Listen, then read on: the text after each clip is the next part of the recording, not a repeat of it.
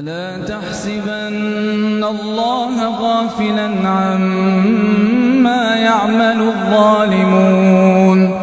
إنما يؤخرهم ليوم تشخص فيه الأبصار مهطعين مقنعي رؤوسهم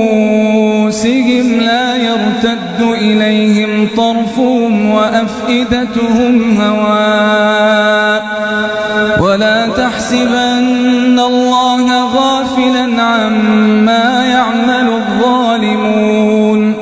إنما يؤخرهم ليوم تشخص فيه الأبصار مهطعين مقنعي رؤوسهم لا يرتد إليهم طرفهم وأفئدتهم هواء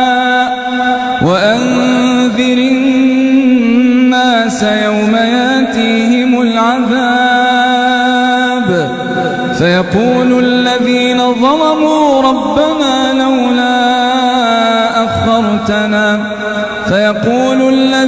ظلموا ربنا أخرنا إلى أجل قريب نجب دعوتك ونتبع الرسل أولم تكونوا أقسمتم من قبل ما لكم من زوال وسكنتم في مساكن الذين ظلموا أنفسهم وتبين لكم كيف فعلنا بهم وضربنا لكم الأمثال وقد مكروا مكرهم وعند الله مكرهم وإن كان مكرهم لتزول منه الجبال فلا تحسبن الله مخلف وعده رسله إن الله عزيز ذو انتقام يوم تبدل الأرض غير الأرض والسماوات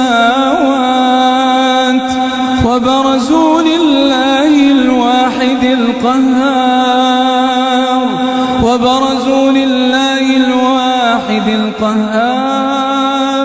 وترى المجرمين يومئذ